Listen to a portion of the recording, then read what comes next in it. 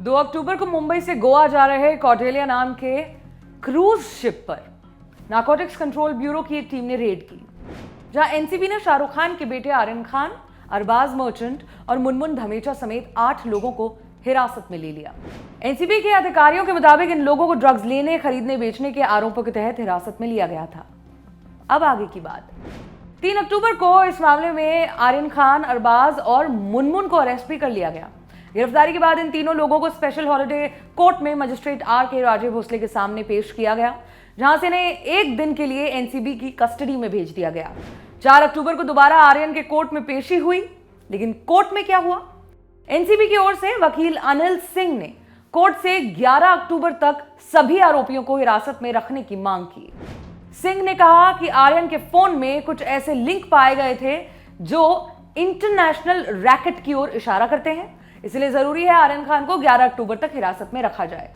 उनका कहना था कि ऐसे हाई प्रोफाइल लोग समाज में रोल मॉडल समझे जाते हैं, लिहाजा जरूरी है कि ड्रग्स की जड़ को पता लगाकर खत्म किया जाए। आर्यन की ओर से वकील सतीश मानशिंदे ने उनका पक्ष रखा।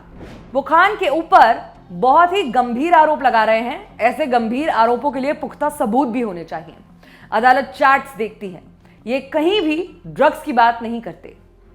आर्यन के बिहाफ पर मानशिंदे आगे बोले, मैं अपने दोस्त के साथ वहां गया था, ऑर्गेनाइजर के बुलावे पर। वहां पहुंचकर मुझे पता चला कि मेरे नाम से बेस्ट स्वीट बुक किया गया है। मैंने इस पार्टी के लिए कोई भी पैसे नहीं दिए हैं। मेरे बैग की भी तलाशी ली गई थी, लेकिन कुछ भी नहीं पाया गया। कुछ वक्त बाद उन्होंने मेरा फोन अपने कब्जे में ले लिया और मुझसे पूछताछ करने लगे। मिस्टर मर्चेंट पकड़े गए थे, फिर पुलिस ने हम दोनों को गिरफ्तार कर लिया। कोर्ट ने एनसीबी से पूछा कि मर्चेंट के पास से कितना ग्राम बरामद हुआ था, जिसके जवाब में एनसीबी ने बताया कि 6 ग्राम चरस।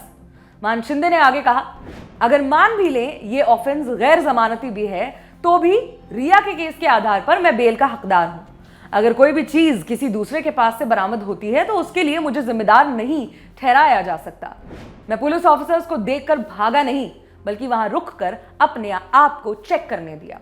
दोनों पक्षों को सुनने के बाद मजिस्ट्रेट ने एनसीबी के वकील से पूछा, तो क्या आरोपी की कस्टडी जरूरी है? जिसके जवाब में एनसीबी की ओर से कहा गया, जी हां सर, क्योंकि हमें नहीं पता कि आखिर क्यों ये लोग वहां बुलाए गए थे, कौन से केबिन बुक थे, इसीलिए कस्टडी जरूरी है। ये बात सुन आर्यन के वकील मानशिंदे ने कहा, तो क्या एनसीबी का यह कहना है कि आर्यन खान वहां ड्रग्स बेच रहा था? अगर वो चाहे तो पूरा शिप खरीद सकता है।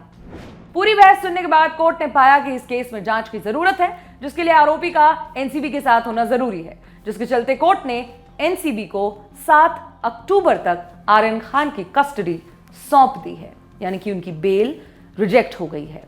यह खबर आपके लिए हमारे साथी शुभम ने लिखी है। मैं हूं सोनाली, आप देखते रहें दी ललन टॉप। शुक्रिया।